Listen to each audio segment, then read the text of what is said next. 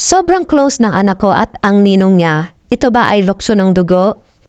Hi Ate Vine, gusto ko rin sanang i-share sa inyo ang matagal ko ng lihim na itinatago at ngayon ay bumabagabag sa akin.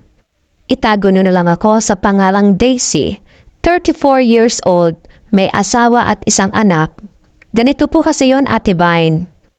Nung magjawa pa lang kami ng asawa ko noon, masasabi ko talaga napakababaero niya.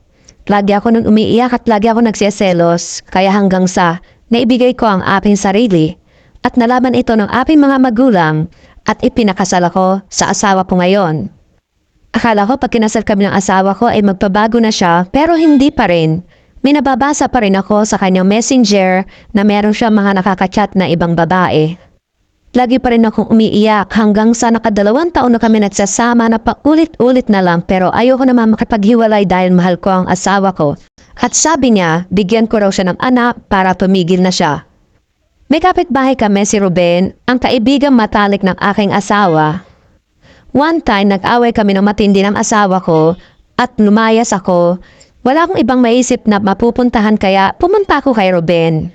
Dahil sa bugso ng damdamin sa asawa ko at taas ng emosyon, nung gabing iyon ay may nangyari sa amin kahit wala naman kaming nararamdaman sa isa't isa. Dahil sa nangyaring iyon, ako ay nabuntis. Hindi ko alam kung ako ay matutuwa o maaalarma. Pero sinabi ko pa rin yun sa aking asawa at tuwang-tuwa naman siya at sabi niya siya ay magbabago na dahil siya ay magiging tatay na. At nangyari naman yun Ate Vine, nung pinamanak ko ang ating anak, ay siya ay talagang totoong nagbago na. Kinuha ng asawa ko ang matalik niyang kaibigan na si Ruben na kuning ninong noong araw ng binyag ng aking anak. Sa may natibay, malaki na ang aking anak at si Ruben ay may asawa na rin. Dahil kapitbahay lang namin si Ruben ay malimit siya sa amin at lalong-lalo na ang anak ko malimit din sa kanila. Nakikita ko kung gaano sila close mag-ama. Kaya nag-aalala ako na baka ito ay isang lukso ng dugo dahil sila ang tunay na mag-ama. At natatakot din ako na malaman ng asawa ko dahil nag-iisang anak lang namin siya at hindi na talaga ako nabuntis pa.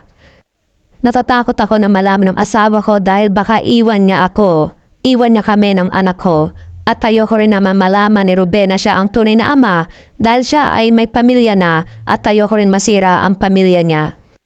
Minsan sinasabi sa akin ng asawa ko na mas malapit daw ang anak ko sa ninong niya kaysa sa kanya, lalong-lalo na sa mga hilig ng anak ko, nagkakasundo talaga sila magninong.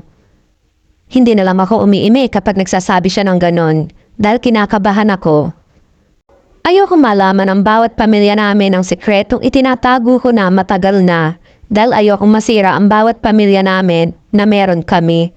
Tama naman siguro at tibay ng aking desisyon dahil masaya naman kaming lahat. Dahil sa anak namin nagbago ang asawa ko na nahimik siya at hindi na muli ng babae pa.